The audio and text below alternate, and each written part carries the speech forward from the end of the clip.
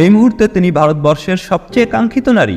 চমৎকার মুখশ্রী, সুন্দর হাসি, দারুণ অভিনয় আর দুর্দান্ত নাচ, সব যেন এক প্যাকেজ। সৌন্দর্য ও বুদ্ধিমত্তার মিশ্রণে তার ধারালো দুচোখ ভক্তদের হৃদয়ে তোলে তুমুল ঝড়।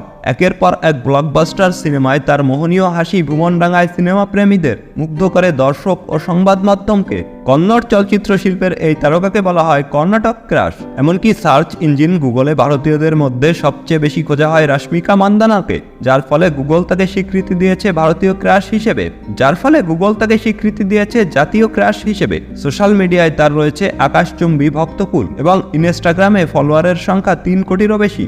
মাত্র 19 বছর বয়সে সিনেমা প্রাঙ্গণে পা রাখা রাশ্মিকা 28 বছর বয়সেই দক্ষিণ ভারতের অভিনেত্রীদের মধ্যে সর্বোচ্চ পারিশ্রমিক পাওয়া শিল্পীতে পরিণত হয়েছেন। বর্তমানে তার ছবি প্রতি পারিশ্রমিক ছাড়িয়ে গেছে 10 কোটি রুপি।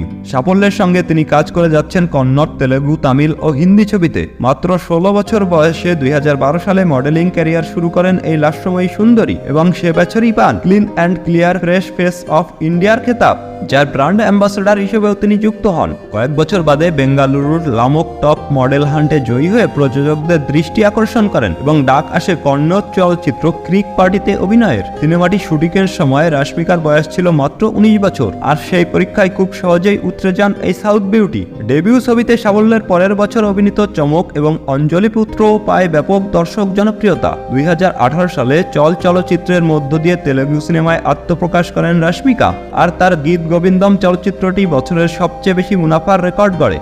একের পর এক বাণিজ্যিক সফলতার পর রাশ্মিকার পরিচিতি ভারত ছাড়াও ছড়িয়ে পড়ে বিশ্বের অন্যান্য দেশে। 2020 সালে মহেশ বাবুর বিপরীতে অভিনয় করা তার তেলুগু সিনেমা ছবির ইতিহাসে সবচেয়ে বেশি আয় করা সিনেমার তালিকায় স্থান পায় এবং একই বছর মুক্তি পায় বিশ্ব।